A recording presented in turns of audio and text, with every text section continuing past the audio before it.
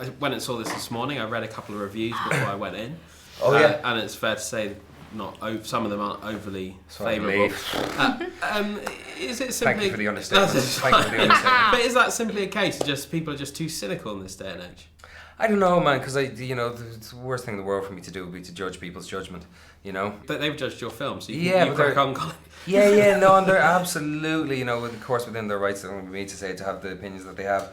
But all I know is you never set out to make a film that people don't respond to, and I hope that anyone who pays to see the film and gives 2 hours of their time finds an easier path toward connecting to it than the critics seem to have so far. It is completely uncynical. The film is very, very sweet, and it's very, very sentimental, and some of the more fantastical elements to it as well take it out of the realm of what we recognise as the physical quotidian world we live in into something else, and I think it might be a bridge too far for some people. Well, let's deal with the sweet and sentimentality, because I mean that's surely that's not a bad thing. I mean it preaches love and hope and destiny and faith, which last time I looked, when good qualities to have and good things to aspire to in life. I mean, but why, when cinema goers turn up now, do you think they want something else? I don't know. It's hard. I'm not really sure. I mean, it's weird because when you make a film, really, like, your whole experience is when you're actually doing it, and that's sometimes, like, that's the wonderful thing. You get to be part of something and tell a story, and even if there's one person who responds from that, one person that enjoys it, a story's a story, and sometimes I think they're all worth telling. I mean, I think I should cut in here and say I cried. Like, I mean, I loved it, but I'm an old soppy sort of guy. Like, I love this kind of stuff. So I mean, sure, there's lots of people. I made the film, so I'm probably saying, I mean, there's people out there who will just lap this up, isn't there? I mean, I hope so, man. I hope there's some people that go with it.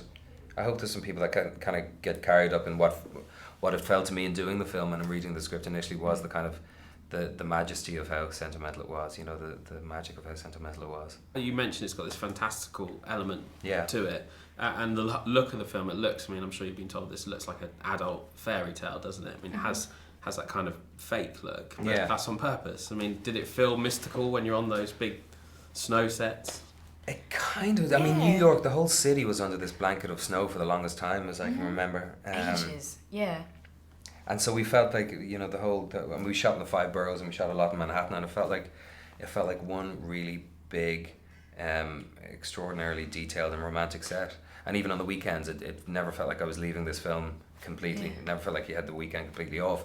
One foot was always in the world because you were moving through it and your time off, And Jessica, I've got to ask you, I interviewed Michelle about Non-Stop the other day, and she's gone very much the other way with her career, away from the corsets. You're back in them in this movie.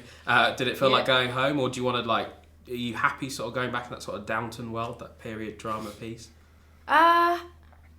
Well, obviously I want to do loads of different kind of things, but I just read a really good story and was never... Why would you say no? You wouldn't say no, for a corset, basically? I don't know. Life's much better without corsets, God bless the bra. On that amazing That's note. it, man. Yeah, cut out right there. I can't top that. Nice to see you guys. Nice to see you, man. Cheers, thank you. Man.